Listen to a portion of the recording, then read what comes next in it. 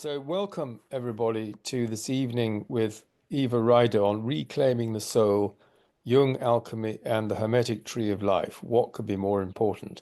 And I should say at the outset that we've had to re-record the first 5 minutes of this talk because we had a glitch. So, you make sure that you don't miss anything.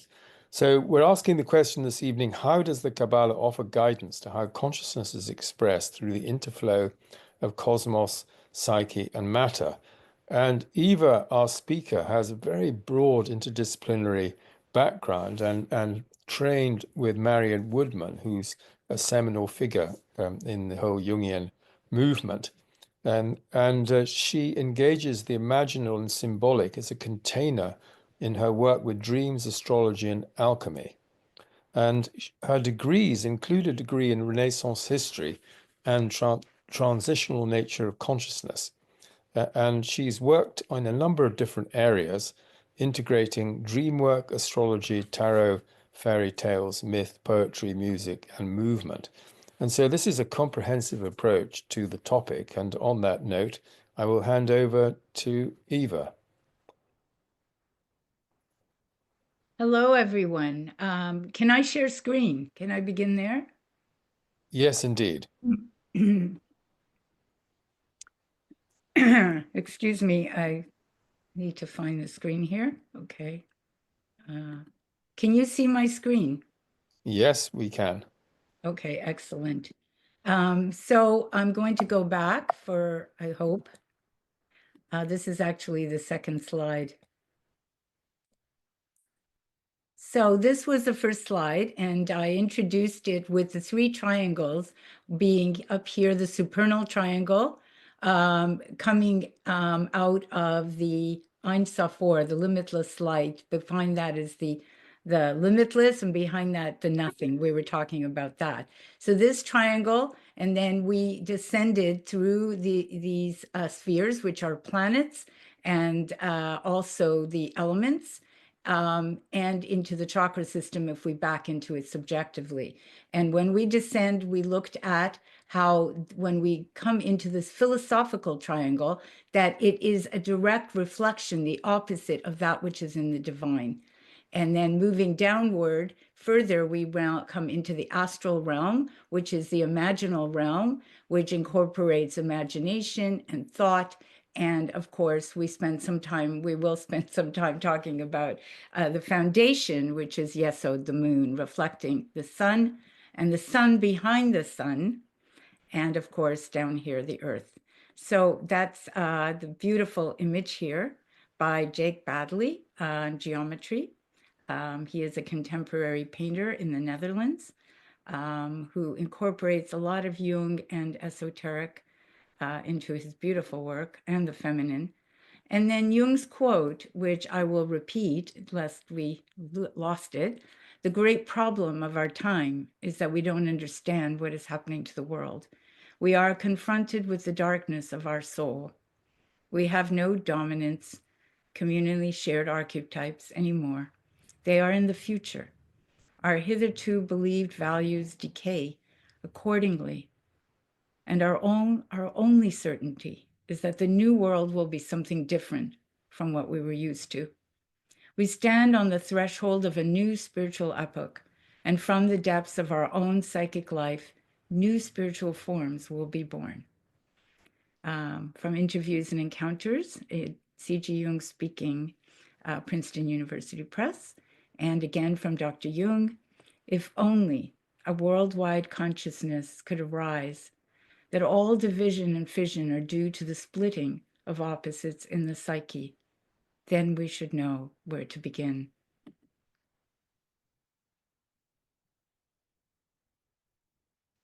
And here is the tree as a hologram, showing the trees within the trees, and how it is an endless, it's an infinite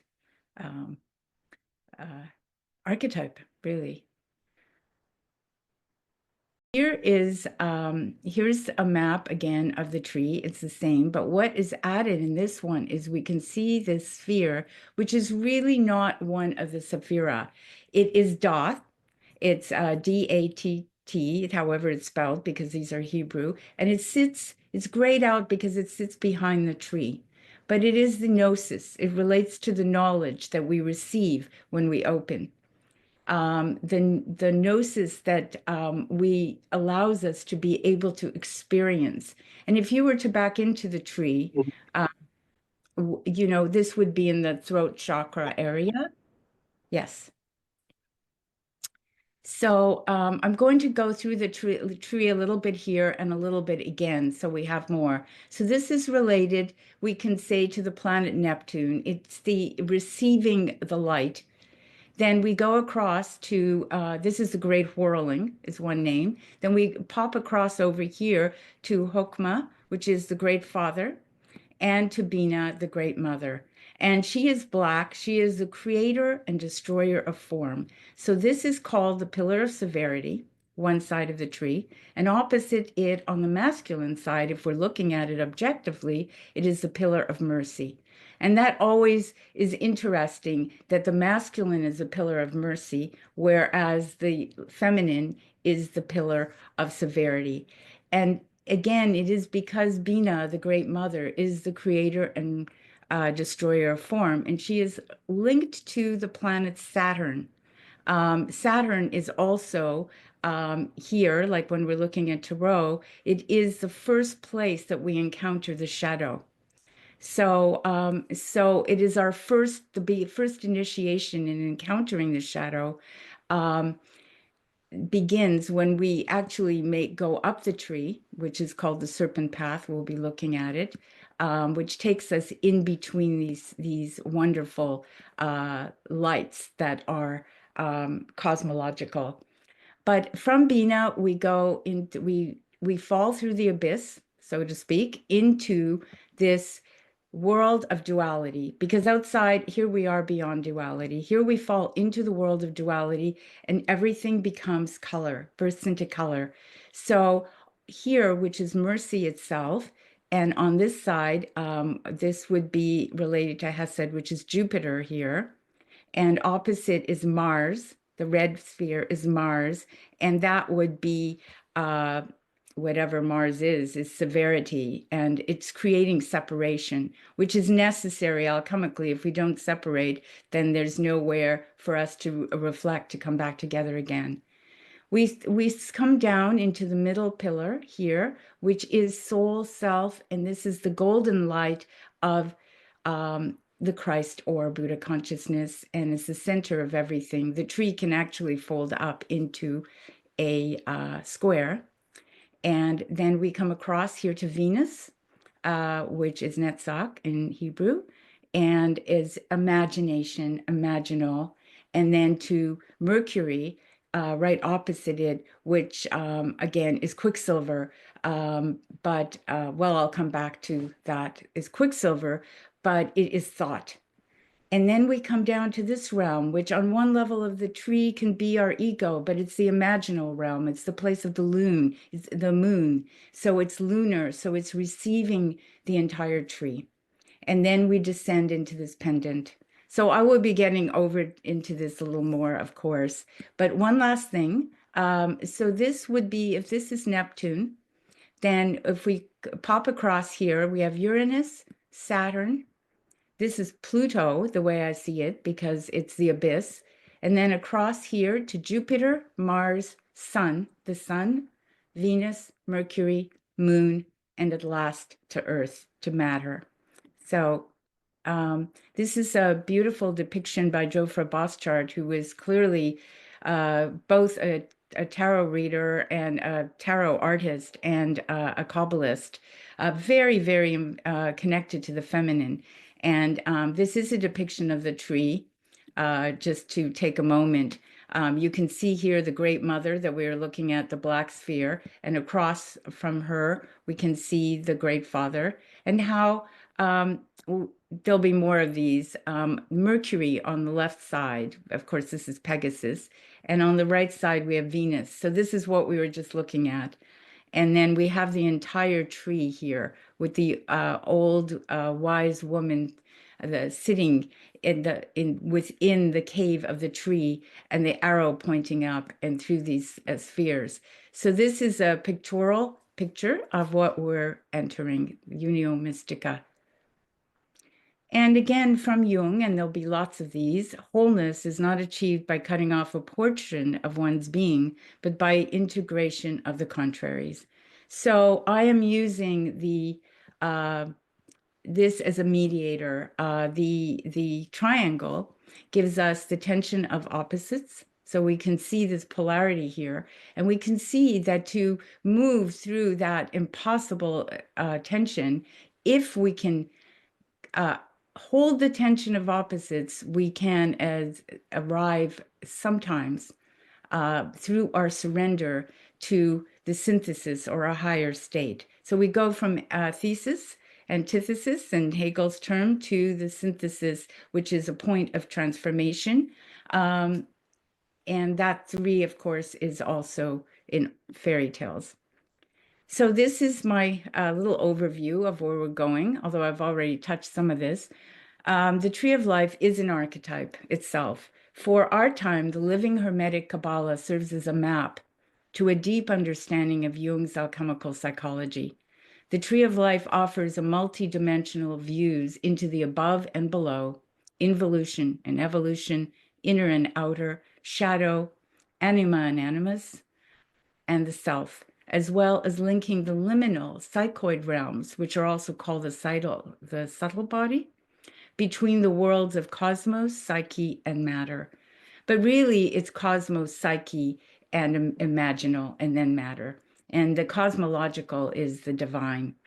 So the transcendent third, symbolized by the triangle, points us to an apex point, as I was saying, of synthesis and transformation, which may offer us archetypal perspective beyond the stuck tension of polarities into what may be a new and unimagined consciousness on the horizon. So employing these images and symbols while traversing the tree, we can further explore Jung's psychological alchemy, the philosopher's stone, and the imminent return of wisdom. The Sophia is anima mundi. So these are the questions that just popped up there that we shared originally. So we'll be coming back to these during our discussion period.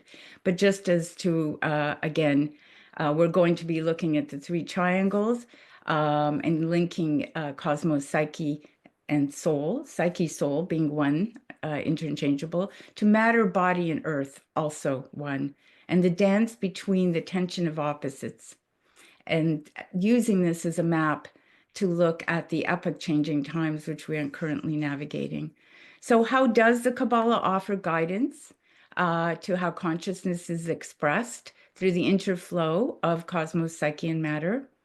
And two, how does the map of the living tree offer us an understanding of the tension of opposites and the metamorphosis into the transcendent third, the sacred marriage?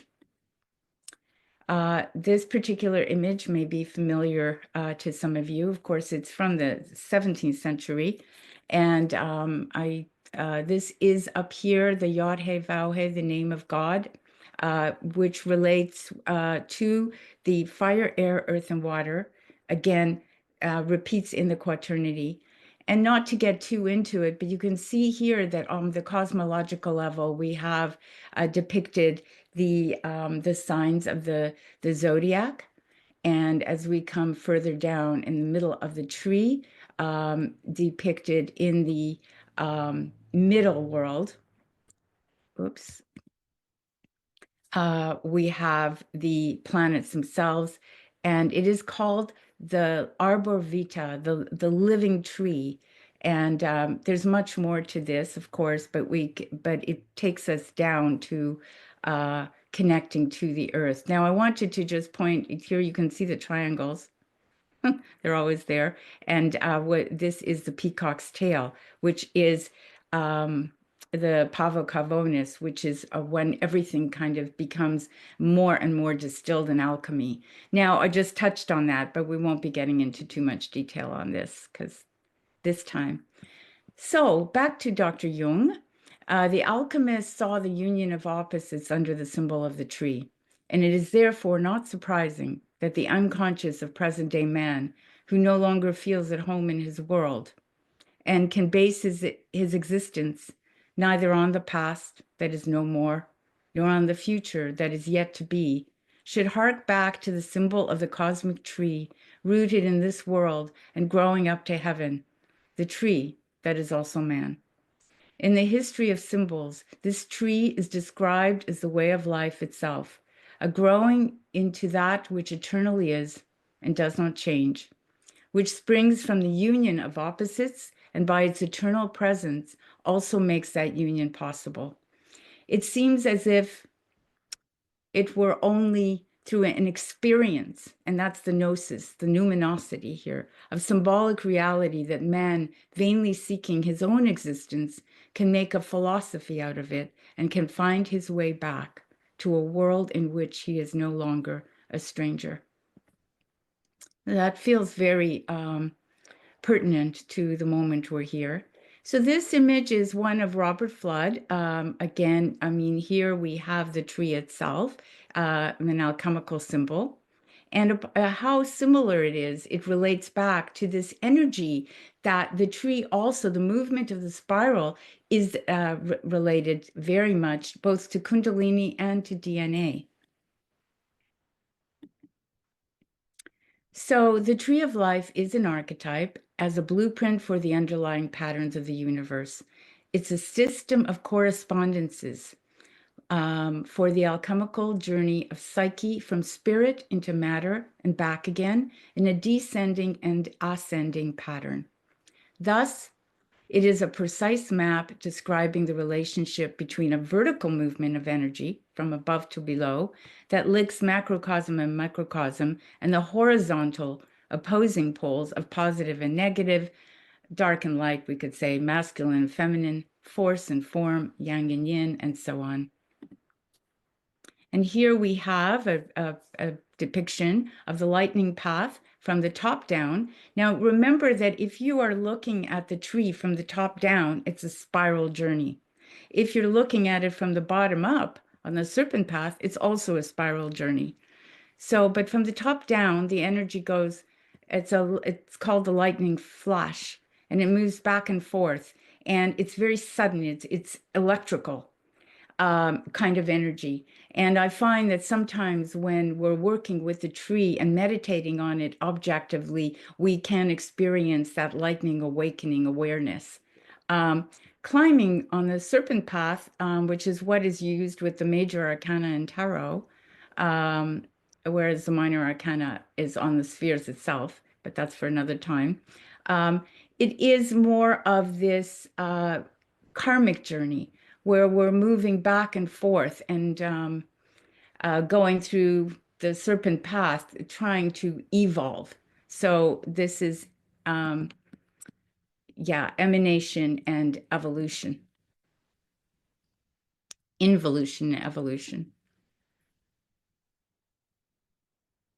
So as we descend, we have the Jacob's Ladder by William Blake, which, you know, this is very much depicts this beautiful spiral as we're climbing both upward and downward. And you're all quite familiar with that. And with this as well, where Jung, of course, uses the serpent energy repeatedly, as many of his books depicted. And this serpent energy relates back to this karmic back and forth of evolution, of moving through upwards. And of course, this is from the Red Book. And one of my favorite quotes is from Jung related to this. The right way to wholeness is made up, unfortunately, of fateful detours and wrong turnings. It is the longissima via, the longest path, not straight, but snake-like. A path that unites the opposites in the manner of the guiding caduceus. A path whose labyrinthine twists and turns are not lacking in terrors. It is on the longissima via that we meet with those experiences which are said to be inaccessible.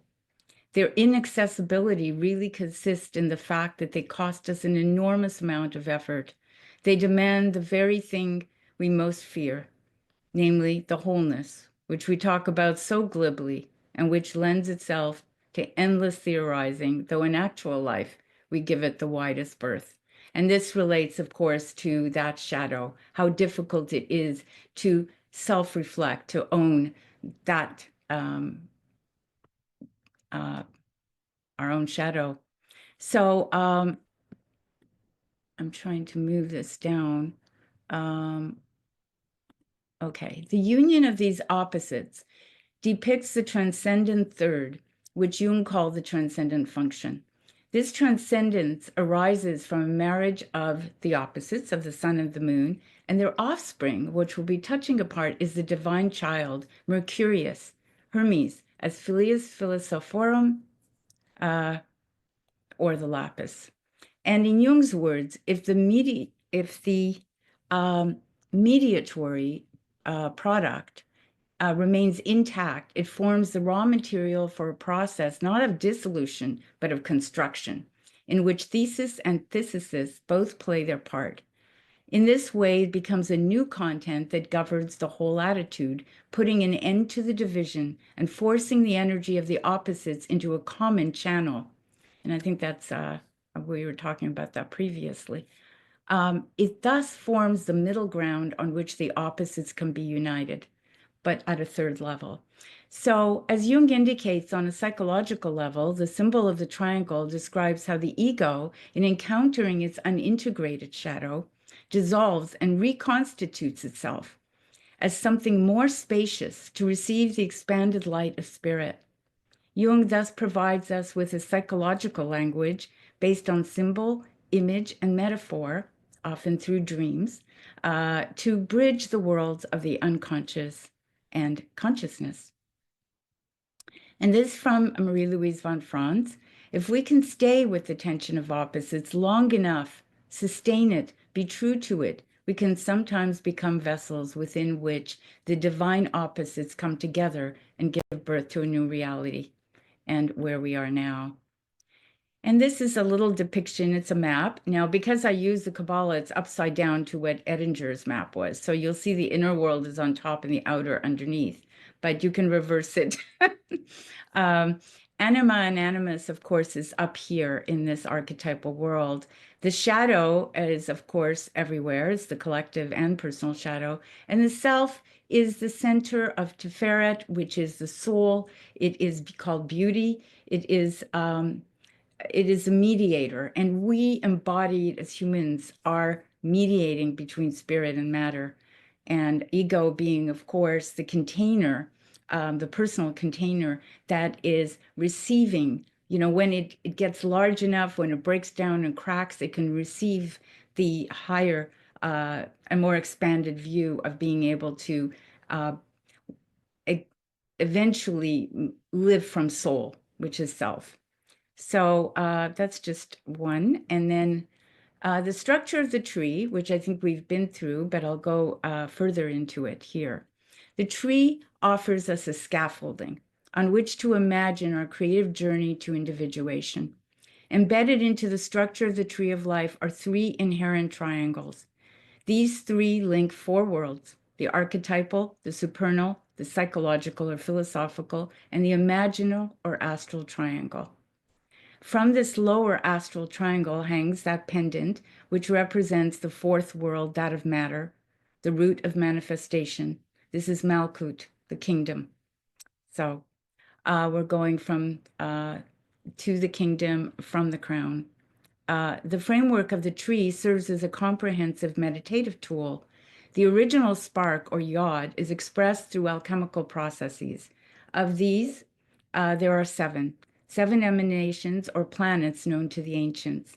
They are the two luminaries, the sun, gold, and the moon, silver, Saturn, lead, which is connected to Bina, the Great Mother, Jupiter, tin, connected to the Father, Venus, copper, Mercury, quicksilver, and the Earth.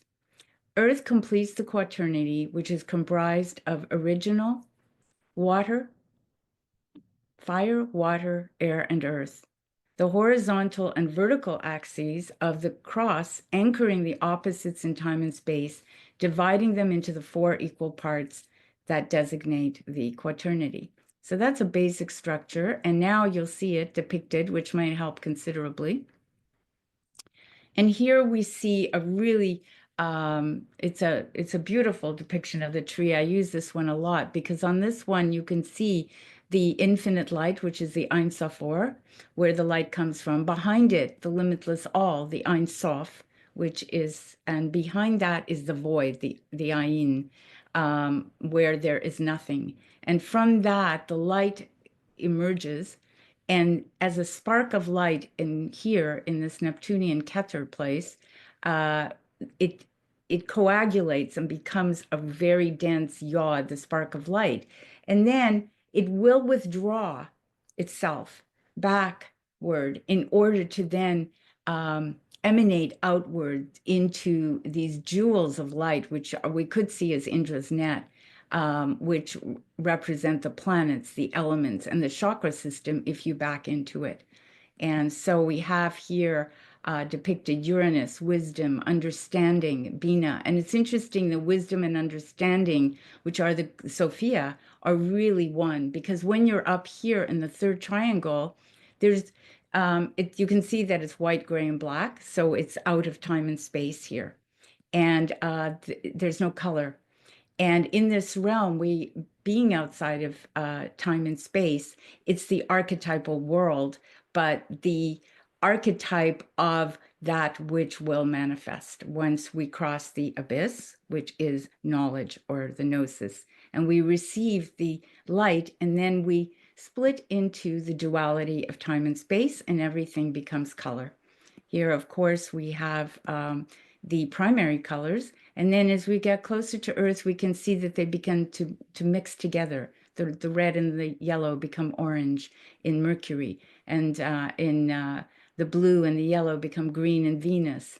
And here in the moon, which is Yesod, which is the foundation of all, holding the entire tree, we have a combination here, of course, of the severity and the mercy and balance. And at last, we arrive here in the kingdom. And also on this tree, we can see the black pillar, which is the Zohar pillar, which is severity, and the pillar of mercy on the other side. So we can see the tension of opposites embedded in the tree. We can also see the 3 triangles embedded in the tree that depict the transformation point. The synthesis point. So if there's any questions on this, we can certainly come back to this as we move through. I put this up just for a moment, and this is Jacob's ladder, what is called Jacob's ladder, because there are 4 trees. This is actually way beyond time and space. I think it might go way beyond even what the quantum physicists are speaking of that we could reach. Atziluth it's called archetypal. It's the yod, as we see here. It relates to fire. In the tarot, it relates to wands. And of course, we have the names of God, Yod He, Vau He, coming down the tree. This one is fire, water, in Bria, which is the creative. And then in Yetzirah, where we're getting into the formative or air or mind related to swords. And then air. And of course, in earth, we have pentacles or wands in the tarot related to the repeating. We have now brought the creative into manifestation. And when we're working with the body or with the chakra system, we'd be working with this realm down here. In the imagination, we're working with these realms, and in dream realms. I think this is the beyond where we come from. But just to give you an overview on that. And here again, just a little diagram on the supernal, the world of archetype, the ethical or psyche soul in the middle, and the astral, the world of the imaginal, arriving in the bottom sphere. And here is a psychological map of the same thing, although this was done in 2006. So I must mention things have changed since then, and I'm aware that the anima and the animus are actually up here in this realm, we could say. This is the self. And shadow, of course, is everywhere. But here we can see the personal unconscious at the level of self, soul, psyche, separating from the collective and the personal on this tree. And a little from Dr. Jung on alchemy. I hope you can hear this. We did a couple of trials.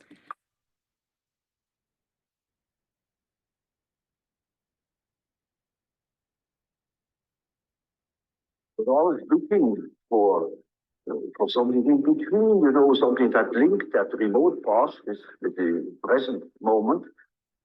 And I found, to my amazement, it is alchemy. It is the basis of our modern way of perceiving things. And therefore, it is as if it were right under the threshold of consciousness. Is a wonderful picture of how the development of archetypes, that means the movement of archetypes, looks when you look upon them as if from above, maybe from today, you look back into the past and you see how the present moment has evolved out of the past. And we can construct or even predict our the unconscious of our days when we know what it has been yesterday. Yes, I think that this is really important to our moment in time, this Kairos moment, to remind us how important it is to look back at our history in order to be able to see the patterns, which is unfortunately sorely lacking at the moment in many places. So this is an image of just the basic alchemical element breakdown. So this would be, of course, sulfur, which is fire, mercury, the mediator, both metal and liquid. So fire, metal, and liquid, and of course the stone, which is salt. And so it's just a alchemical image.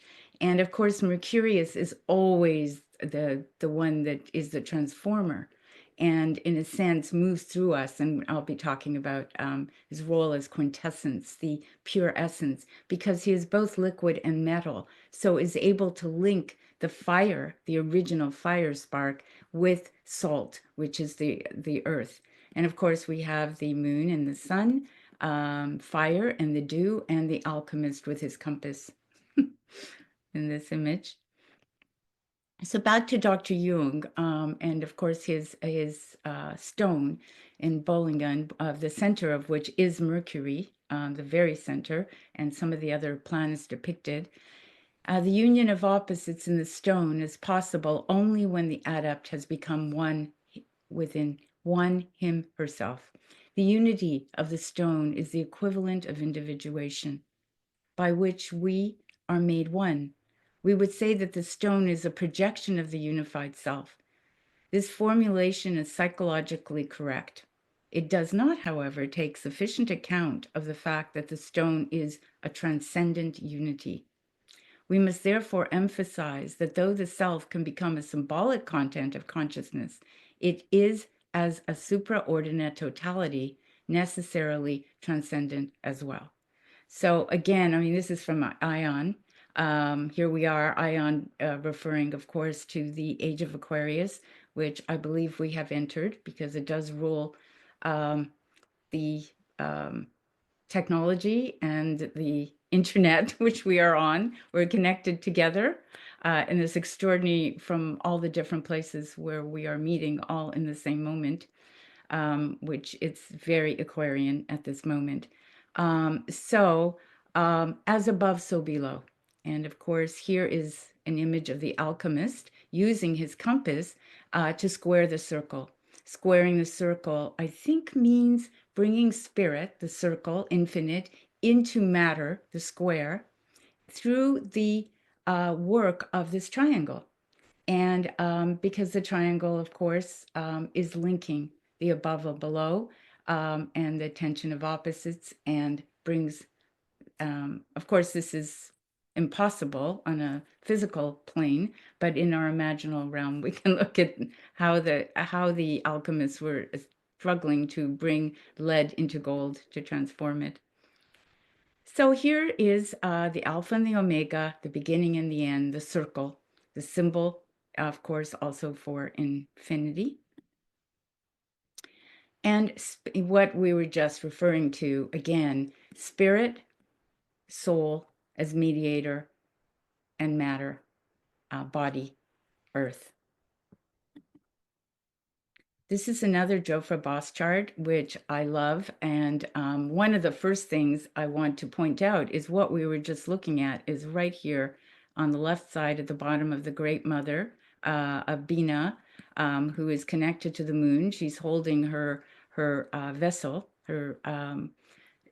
but she is, as we said, on the pillar of severity of creating and destroying form. And you can see here that the souls are going into this stone structure and emerging.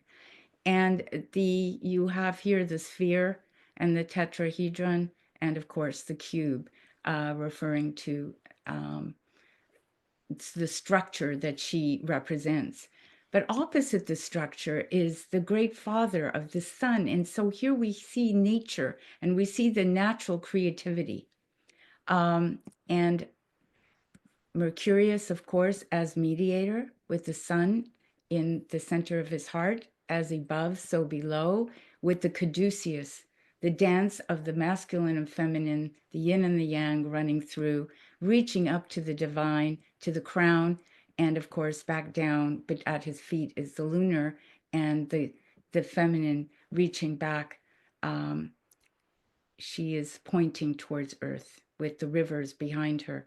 It's just such a complete depiction. So here will be a familiar one for many of you, and I added this just partially because it's a fun one. But here is the Ouroboros, the depiction of the snake, the dragon eating its own tail. And so to go through the cycles again and again of birth and death again. And the Ouroboros here, we have you can see the transformational aspect of the earth serpent becoming the dragon, back the serpent, and the cycle that is life and death and life again, and the spiral that is embedded in the tree, depending on which direction you're looking at it from. And of course, this is again one of my favorite quotes of Jung's from Psychology and Alchemy, where he speaks so beautifully to this, and I will read it. When the alchemist speaks of Mercurius, on the face of it, he means quicksilver, Mercury, but inwardly, he means the world-creating spirit, concealed or imprisoned in matter. The dragon is probably the oldest pictorial symbol in alchemy, of which we have documentary evidence. It appears as the Ouroboros. Time and again, the alchemists reiterate that the opus proceeds from the one and leads back to the one, that it is sort of a circle, like a dragon biting its own tail. Mercurius stands at the beginning and end of the work. He is the prima materia, the nugredo, a dragon. As a dragon, he devours himself, and as dragon, he dies to rise again in the lapis. He is the play of colors in the caro pavonis, which is the peacock's tail, and the division into the four elements.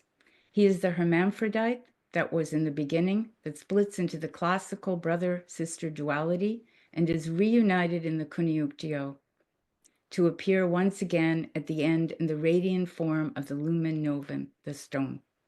He is metallic, yet liquid, matter, yet spirit, cold, yet fiery, poison, and yet healing draught, a symbol uniting all the opposites.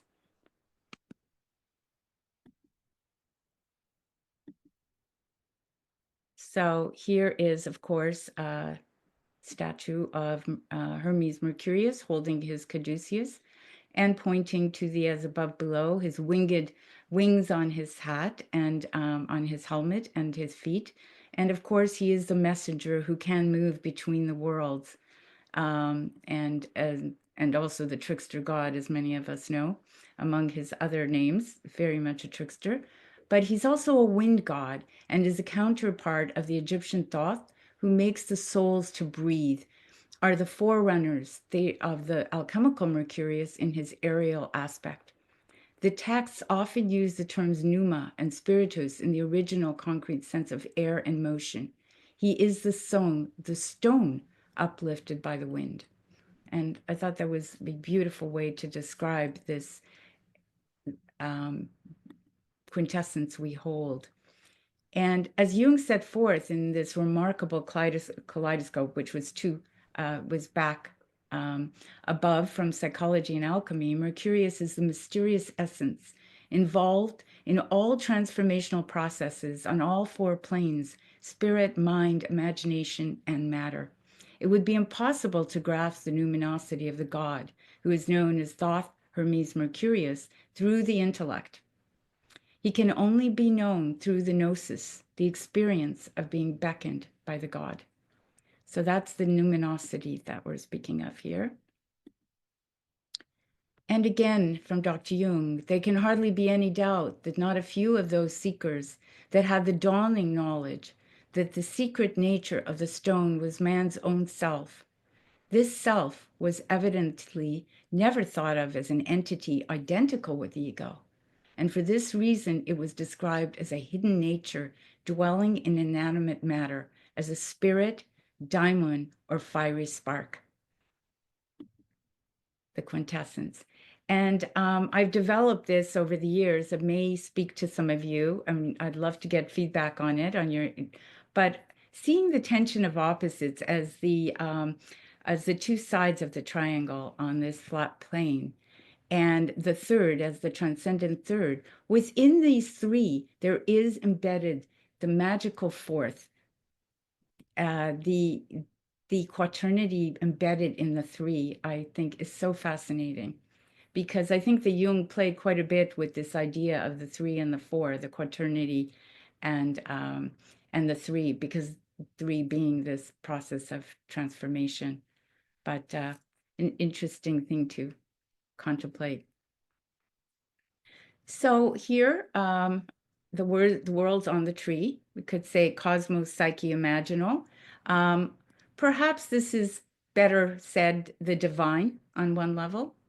But psyche would be soul, would be the self.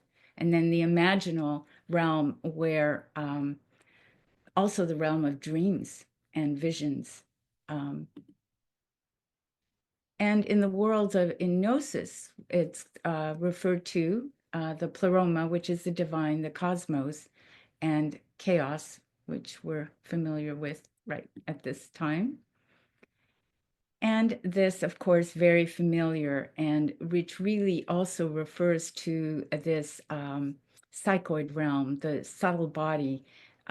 Here we have the alchemist peeking into the other worlds. And so Jung says for the Gnostics, this is the real secret. The psyche existed as a source of knowledge. So he sees the psyche as the center. And this by William Blake, I added here this to remind myself that it could be a depiction of the unio mentalis. So part of the Kunyuktu, the separation process of individuation, is we have to separate. I mean, the separation is absolutely necessary in the Negredo aspect when we go into the dark night, because otherwise there's no separation from the oneness. It allows us to be able to self-reflect. And from that place, this beautiful artwork, of course, which may be familiar, is the soul returning to the body with such joy. And so this would be the unio mentalis, the first conjunction. The final conjunction is the unus mundus, which is the whole world. But we'll get there. So soul represents a higher concept than spirit in the sense of air or gas.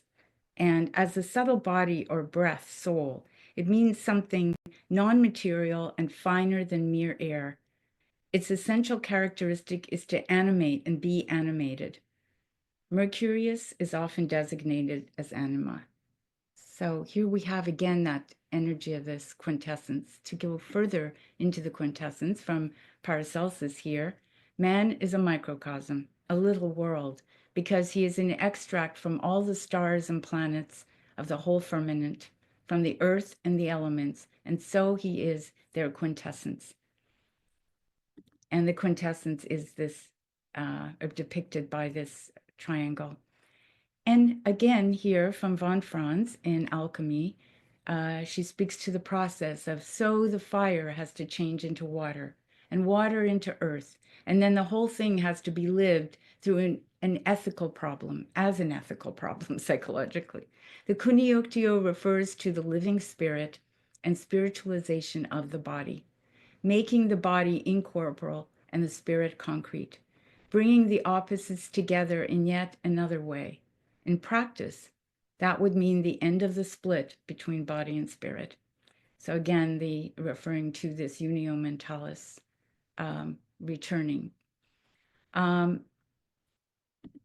So this might be familiar from the Splendor Solis. And this is just, it's not the final plate, but this is the plate of the sun and the moon, and the king and the queen standing together. And here referring to the sacred marriage, to the alchemical connection. And from Jung, clearly this is taken directly from the Emerald Tablet. He says, know that the sun is your father, the moon your mother, the wind bears you in its womb, and the earth nurses you. You are more than your body, more than your emotions, and more than your mind. You are something else. From you will come the golden flower, the alchemical essence. Of this no man may speak. Such matters must be transmitted in mystical terms, like employing fables and parables. The purpose of life is to square the circle. The four, the three, and the two must become one. From the marriage of the opposites, the royal marriage of king and the queen, is born the philosopher's stone, the fifth essence. And here again, from Jofra Bostard, it's Gemini, the Hyros Gamas, the sacred marriage. You can see this depicted. Very interesting with the lion as, the will, and the unicorn as spirit. And of course, this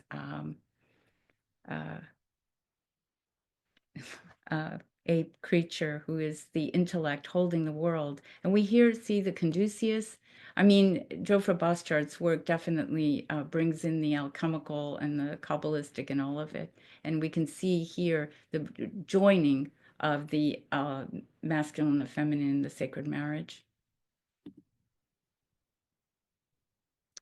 So, according to Nietzsche, I say unto you, one must have chaos in oneself to give birth to a dancing star. So this dancing star, the spirit, the quintessence, that is at the apex of the star, we all carry within us.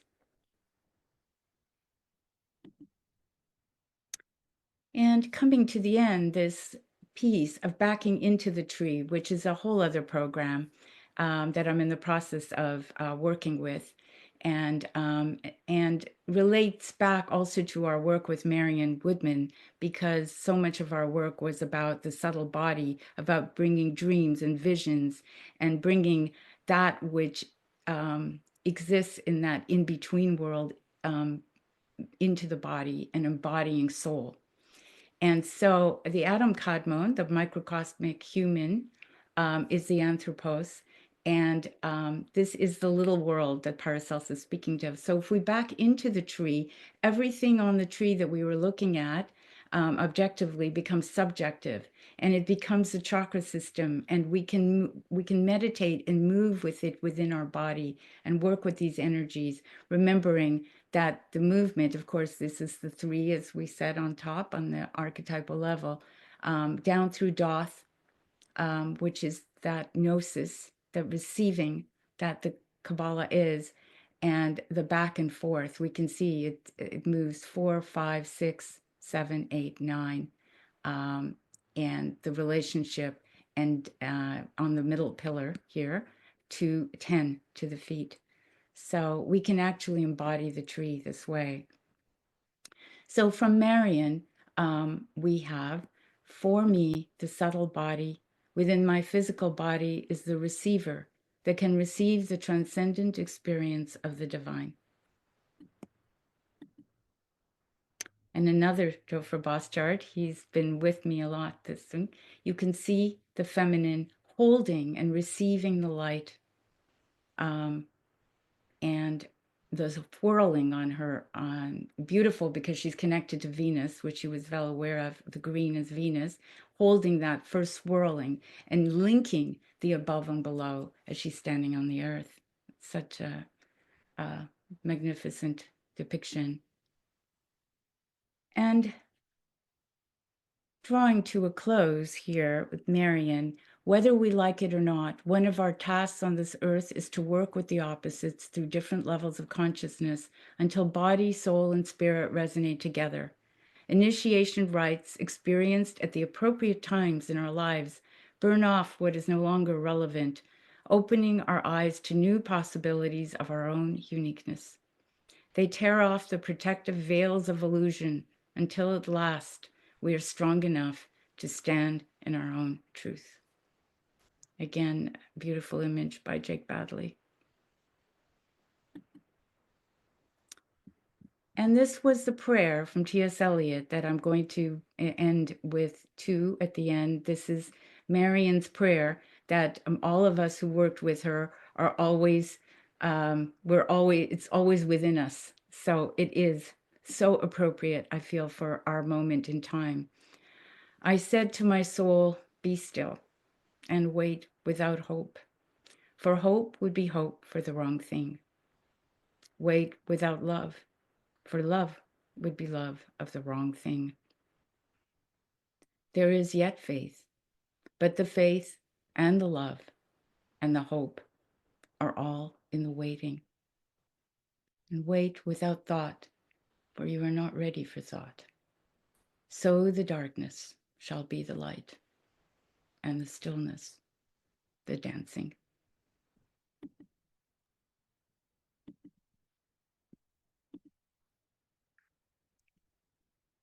And to complete with T.S. Eliot, we shall not cease from exploration, and the end of all our exploring will be to arrive where we started and know the place for the first time. And so I end with the Unus Mundus, the Anima Mundi from Robert Flood. And I think that's the end. And here's my contact information. And I think I ended close to on time. Perfect. Just wonderful, as Peter Fenwick would say, Eva, and so beautifully illustrated. I think the various artists you used with enormous knowledge of their symbolism, of the symbolism and the marriage of opposites, and the way you map this onto the tree, and to finish with the four quartets. What a treat! Maybe Thank you. stop sharing your screen. Yes, I think that the four quartets is something. I think there'll be many people on the call tonight who come back, keep returning to the four quartets, because I certainly do. And I've used some of the four quartets, including the "We Shall Not Cease from Exploration." I've used some of these as quotations at the head of some of my own poems, and so that's very resonant for me. So thank you very much indeed. And I just wanted to highlight one thing before opening up to everybody. And that's you said at the beginning, you were talking about the Sophia, um, the return of the Sophia. And I'd like to look into that a little bit more because this is the divine feminine, it's wisdom. And it's also embodied in Mary Magdalene as the divine Sophia. And Sophia, of course, has a lot of adventures. The sort of things that Jung was talking about, the circuitous route. But what I wanted to highlight was that in the Gospel of the Beloved Companion, which you probably don't know, some people on the call will know this. This is the complete Gospel of Mary Magdalene, and it's in my view it's the Cathar Gospel, and I've got good reasons for saying that. But what it culminates in is the ascent up the cosmic tree, from darkness, thick foliage, up into the light. And in the process, there's an encounter with the divine feminine, and Mary achieves gnosis. She remembers who she is. She she becomes one with the I am. She realizes she never wasn't the I am, but then she has this realization that she is the I am, which we all are. But as Plotinus said, remembering is for those who have forgotten. So we all have to start again, and then we have to do our best to remember and then to square the circle, as you say. So that's a text well worth looking at. And I remember when I first read it, I was sitting with a coffee outside in Lisbon in 2018, and it sent shivers down my spine. And I thought, I'm never going to forget reading this passage. No, I want, and it is called, David, It's the Gospel of the Beloved Companion, and the context of it. And there's a truncated version in the Gospel of Mary, but the um uh, the the context is that Peter says to Mary, "Sister, tell us something that we neither know nor understand." And then, no, she describes this initiation, and he says, "Well, what was he telling this sort of thing to a woman, not to us?" Ho ho. oh, ho, yes, Yeah. yes. Well, that's been very close. I've always wanted to make that journey to that part of the world, and of course, Marion Woodman talked a great deal, of course, with us, Mary Magdalene, because Mary Magdalene is connected to the Black Madonna as well, because Yeah. she's earthy and she's alive and she's sexual and all of those things that we've forgotten. I remember Alice O'Howell has that wonderful little talk where she said, "Well, the problem with Mary is that she wasn't really embodied, and and she wasn't embodied." And so the other interesting thing, thank you, David, for bringing this up because I love this part on the tree that Saturn is Bina, is the great mother. Saturn, we wouldn't think that. And yet Saturn in Greek mythology becomes the god who eats his children and, is changed the feminine. But I've always thought it really interesting that in the bottom of the tree between Malkuth, the bottom, the earth, and the moon, the card that goes there is the card for the universe or the world. And I didn't put it up this time. I meant to. And that card is relegated to Saturn. And I Right. think it's so interesting because Which is that's spirit and minutes as love. well, isn't it? I mean, the other book that I didn't have time to review, and which I'll be doing in the next issues, and this is a book that Jerome Bullard gave me, and it's called The Geometry of the End of Time. And it's by Robert Lawlor, who's best known for his work on sacred geometry. But this is his magnum opus. It's 630 pages, Oh dear. Yeah. several months to read. And it's it has a huge level um, of content, also related to proportions and geometry, and the cycles of time, and the Kali, which as you said, that this is the gives birth and then devours. and we are in that period. We're in that period of destruction and decay and disintegration. But unless that happens, he points out, without death, there's no rebirth.